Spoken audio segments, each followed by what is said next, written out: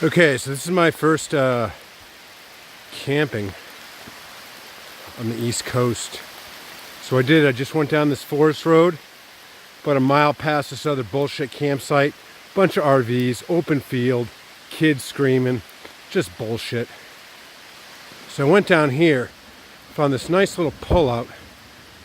Already got some leaves up. And there's such a canopy here.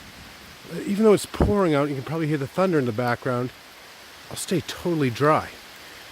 Got some firewood under my vestibule there. Little hiking trail in the back later when it clears up. And plenty of leaves for fire. So I'm looking forward to a pretty warm and dry night here.